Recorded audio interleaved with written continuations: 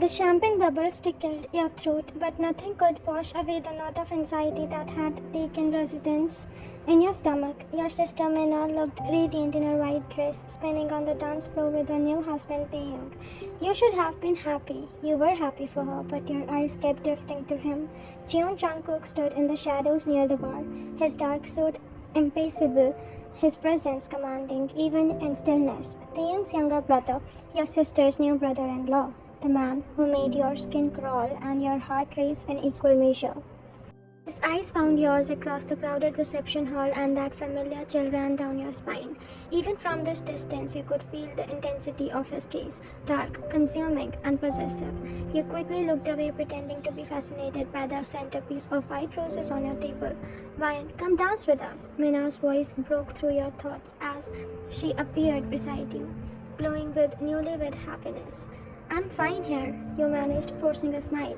You look beautiful, Looney. But Meena was already pulling you toward the dance floor, and your heart sank as you realized Jungkook was moving too, cutting through the crowd with predatory grace. Family dance, Taeyang announced, and suddenly Jungkook was there, his hand extending towards you with that dangerous smile playing at his lips. Shall we? His voice was velvet and smoke, sending unwanted shivers through you. You had no choice. Not here, not in front of everyone. Your hand trembled slightly as you placed it in his, and his fingers closed around yours with possessive firmness. The moment you were in his arms, the world seemed to narrow to just the two of you. His hand on your waist burned through the fabric of your dress, his breath warm against your ear as he pulled you closer than appropriate. You look beautiful tonight, he murmured. His voice was low, only you could hear that. That dress, did you wear it for me? I wore it for my sister's wedding. You whispered back, trying to maintain distance, but his grip tightened. Liar. The word was soft but cutting. You know exactly what you do to me, right? Your breath caught. Jungkook, please. I saw you talking to that guy earlier, the one from the university. His jaw tensed and his fingers stuck slightly into your face. What did he want? He's just a friend. I don't like your friends. His eyes were dark and dangerous. I don't like anyone getting closer towards mine. I'm not yours, you hissed, but your voice lacked conviction. He spun you, suddenly pulling you back against his chest, his lips brushing your ear. We both know that's not true. 3 months after the wedding, everything changed. Your parents decided to spend a year traveling, and Meena insisted you move in with her and Taeyang instead of staying alone in the family house. It'll be fun, she said, bouncing on her toes, like when we were kids sharing a room. What she didn't mention was that Jungkook lived there too. The Kim family house was massive, inherited from Taeyang's grandmother, plenty of space for everyone. Meena assured you, but space meant nothing when those dark eyes seemed to follow you everywhere. Your first night there, you were settling into your room when a soft knock came at your door. Come in, you called, expecting Meena. Instead, Jungkook leaned against your doorframe, changed from his work clothes into the simple black t-shirt and jeans that somehow made him even more intimidating. Getting comfortable? He asked, eyes scanning your belongings scattered across the bed. Meena said I could use this room. She did. He stepped inside and invited, closing the door behind him. This used to be my room, actually, before I moved to the master suite downstairs. Your heart skipped. I can find somewhere else. No, his voice was firm. I like knowing you're here in my old room, sleeping in my old bed. His smile was predatory. It's fitting. You backed towards the window, putting the bed between you. Jungkook, this is inappropriate. Meena is your brother's wife. I am her sister, which makes us family. He said, moving around the bed with deliberate slowness. And family should be close.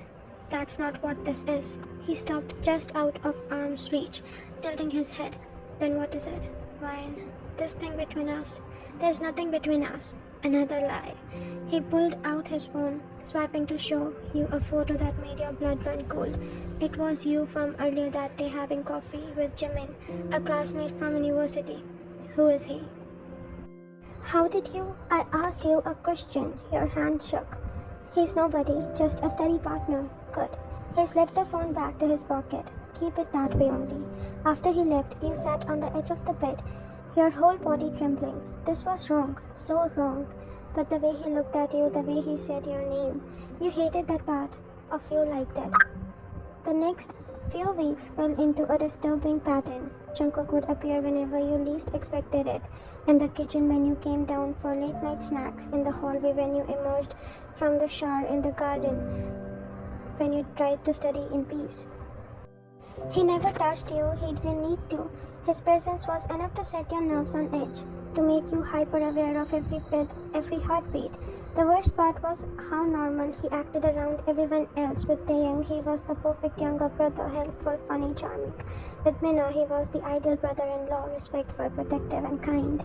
It was only with you that the mask slipped. "You're jumpy lately," Minna observed one evening as you nearly dropped your coffee mug when Jungkook entered the kitchen. "Just tired," you mumbled, not meeting her eyes. "Maybe you should get out more. Don't you say that guy Jimin wanted to take you to the art exhibition downtown?" Your blood chilled as you felt Jungkook's gaze sharpen behind you. "I'm too busy with coursework," you said quickly. "Nonsense. You work too hard." Mina squeezed your shoulder. "I'll make sure you have time this weekend." That night, Jungkook appeared in your room again. "We need to talk," he said, his voice deadly quiet. "Get out." "About your weekend plans." You turned from your desk to face him, trying to project confidence you didn't feel. "My plans are none of your business." "Everything about you is my business." He moved closer, and you instinctively pressed back against your desk. "You're not going. You can't tell me what to do and what not." His laugh was cold. "Can't I?" He pulled out his phone again, but this time the photo made your heart stop. It was you from 2 years ago at a party you barely remembered, in a compromising position with your ex-boyfriend. One text to Minna about her innocent little sister's college adventures. "You wouldn't try me." His eyes were black in the dim light. "Or better yet, don't cancel your date. It's not a date. Cancel it, Ryan." He reached out slowly, his fingers barely grazing your cheek. You should have pulled away, should have slapped him, should have screamed. Instead, you froze at his thumbs raised off an lower lip. "You belong to me." "The sooner you accepted that, the easier this will be." "I hate you," you whispered. "No," he said, softly leaning closer until his forehead almost touched. "Or, you hate that you want me. There's a difference." Before you could respond, he was gone, leaving you alone with your racing heart and the terrible knowledge that he wasn't entirely wrong. The exhibition incident was the beginning of the end, or your resistance. You had tried to go away anyway, meeting Jimin at the museum despite Jungkook's threats. For 2 hours, you almost forgot about dark eyes and possessive whispers, losing yourself in that art and easy conversations. Then you saw him. Jungkook stood across the gallery looking like he belonged there in his expensive coat and perfect hair. But his eyes promised retribution. "Fine." "You look pale," Jimin said, following your gaze. "Who is that?" "Nobody." You lied. I need to go." But Jungkook was already moving across the space between you and predatory intent. When he reached you, his smile was charming, voice was warm, a perfect performance. "Ryan, what a surprise seeing your hair." He extended his hand to Jimin. "I'm Jungkook, her brother-in-law." Jimin shook his hand, wincing slightly at the grip. "Jimin, we are in the same program at university." "How nice is that?" Jungkook's arm slid around your waist, possessive and unmistakable. "I hope you don't mind if I steal her away family dinner tonight." You wanted to protest the state, prove that couldn't control you, but his fingers dug into your side. And you remembered the photo, the threat, of course, you heard yourself say. "I'm sorry, Jimin." Rain check. Jimin looked confused but nodded. "Sure, text me later." You felt Jungkook tense beside you. "She'll be busy," he said smoothly. "Family time, you understand?" The ride home was silent, tension crackling between you like electricity. Jungkook drove with controlled precision, his knuckles light on the steering wheel. He didn't speak until you were inside the house. Mina and Taeyong nowhere to be seen. What part of cancel it did you not understand? His voice was dangerously quiet. "I won't let you control me, won't you?" He backed you against the wall, his arms caging you in. "You already are. You think about me, don't you? When you're alone in that room in my old bed. Stop. You wonder what it would feel like if I touched you properly, if I stopped being patient." His breath was hot against your neck. If I stop pretending this isn't what we both want. It's not what I want, but your voice betrayed you, breathless and weak. Liar, his lips brushed your ear. Your body tells me everything I need to know. Before you could respond, the front door opened. You're home? Mina's voice echoed through the house. Jungkook stepped back immediately, his expression shifting to casual indifference. Welcome back, he called, as if nothing had happened. But as he walked away, he paused at the bottom of the stairs. This isn't over, Ryan, he said quietly. It's just beginning. The next morning brought an unexpected announcement at breakfast. Business trip, Taeyang said, kissing Mina's forehead. 3 days in Busan. I hate leaving you so soon after the honeymoon. I'll be fine, Mina assured him, though he caught the slight pout in her voice. Wine will keep me company. But then her phone rang, her best friend from college crying about a breakup, begging Mina to come stay with her for a weekdays. I can't leave Ryan alone, Mina protested, but you could see the conflict in his eyes. I can take care of myself, you said quickly. Go help your friend. Actually, Jungkook's voice cut through the conversation like silk. I'm staying behind too. Work project. I'll make sure Ryan is safe. The word safe sounded like a threat in his mouth. Perfect, Mina brightened. You two can look after each other. If only she knew. By the evening, you were alone in the house with him. The silence felt oppressive, broken only by the sound of your own heartbeat echoing in your ears. You tried to stay in your room, but hunger eventually drove you downstairs. The kitchen was dark except for the soft glow of the refrigerator light as you searched for something to eat. Hiding from me? His voice came from the doorway, making you jump. I'm not hiding. You don't turn around, focusing on the contents of the fridge. Good, because I wouldn't work anyway. You heard him move closer, felt like heat of his body behind you. I know every inch of this house, every place you might run. I'm not running. Your voice was steadier than you felt. Aren't you? His breath was warm against your neck. You've been running since the wedding. From me, from this. His hand pressed against the small of your back and you froze. From what you feel? I don't feel anything. Another lie. His other hand reached around you, closing the refrigerator door and plunging you into the darkness. How many lies do you think I'll let you tell before I stop being patient? The kitchen light flickered on, but he was already gone, leaving you trembling and alone. The next day you discovered the door. You had been exploring the house, anything to avoid another encounter. When you found the basement door you had never noticed before, it was hidden behind a bookshelf in Jungkook's study, and it should have been locked, but it wasn't. Curiosity overcame caution as you descended the stairs into what looked like a private apartment.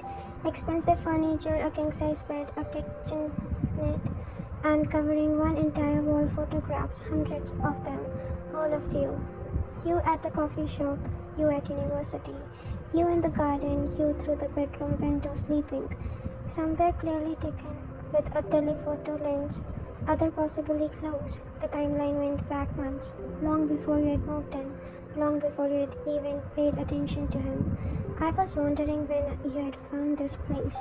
You spun around to find Jungkook at the bottom of the stairs, his fingers hovering over a small panel by the door. The sound of electronic locks engaging echoed through the room. What is this? Your voice was barely above a whisper. My sanctuary. He moved towards you slowly like approaching a frightened animal. The only place I can be completely honest about what I feel for you.